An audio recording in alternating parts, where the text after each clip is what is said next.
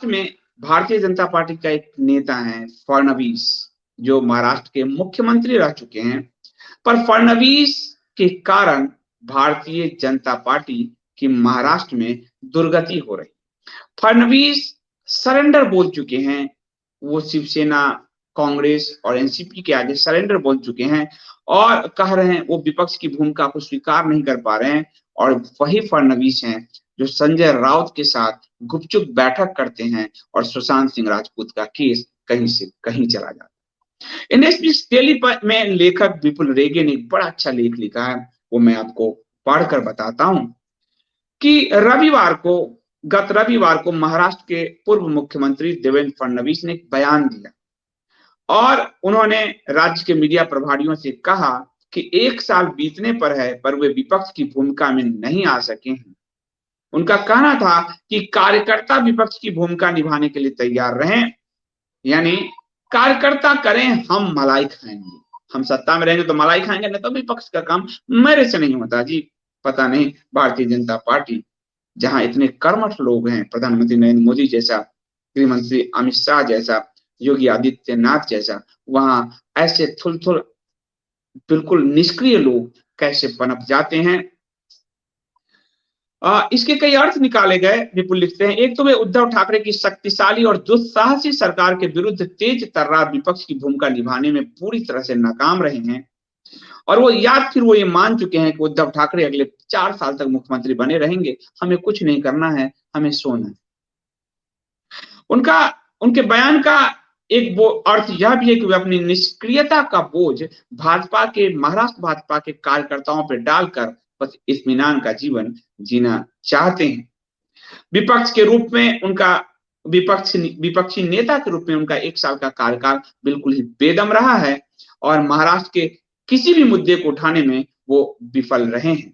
वो चाहे सुशांत सिंह राजपूत की संदिग्ध मौत हो, या फिर पालघर में साधुओं की नृशंस हत्या हो, या फिर बॉलीवुड में सफेद पुड़िया गिरोह पर शिकंजा हो, या फिर कंगना रनौत के मकान को तोड़ने और उन पर लगातार उनको दबाने का प्रयास हो, देवेंद्र फडणवीस उदासीन ही रहे और गुपचुप संजय राउत के साथ बैठक करते रहे, शिवसेना के संजय राउत के साथ। पालघर के साधु का जो मुद्दा है वो तो भारतीय जनता पार्टी के डीएनए से मैच करता है। पालघर के साधुओं की नृशंस हत्या हुई और महाराष्ट्र पुलिस के समक्ष पुलिस ने ही धक्का मारकर उनको भीड़ के हवाले किया। जिस अखलाक आदि की पहलू खान तबरेज के पर इतना साउंड बाइट हुआ पूरी दुनिया में, महाराष्ट्र का विपक्ष का ये नेता चाहते तो पालघर के संतों के मामले को पूरी दुनिया तक पहुंचा सकते थे। पर देवेंद्र फडणवीस की कोई रुचि नहीं है क्योंकि वो थोपे हुए मुख्यमंत्री रह चुके हैं, नरेंद्र मोदी और अमित शाह के कृपा पात्र मुख्यमंत्री रह चुके हैं और उनको ये ईगो है कि नागपुर के यानी संघ के वो बहुत करीब है, उनका क्या कोई करेगा। परंतु नागपुर भी तो संतों का सम्मान करता है और पालघर के संतों को इन्होंने बिल्कुल ही नष्ट कर दिया, उस मुद्दे को दब जाने दिया और पालघर के संतों के मामले में जो भारतीय जनता पार्टी की विचारधारा हिंदुत्व से मैच करती थी, देवेंद्र फडणवीस बस बेदम से रहे।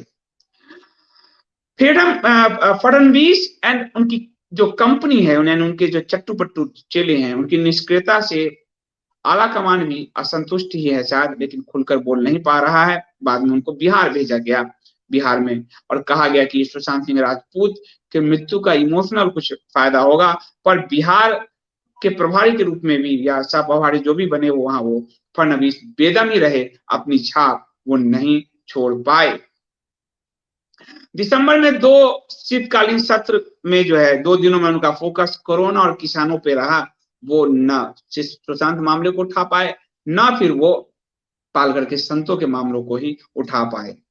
अर्नब गोस्वामी और कंगना रनौत के प्रति महाराष्ट्र की सरकार और महाराष्ट्र की पुलिस ने इतना किया, फ्रीडम ऑफ एक्सप्रेशन के मुद्दे को वो उठा सकते थे, लेकिन फडणवीस बेदम ही रहे। उन्होंने फ्रीडम ऑफ एक्सप्रेशन पर कुछ बोलना उचित नहीं समझा।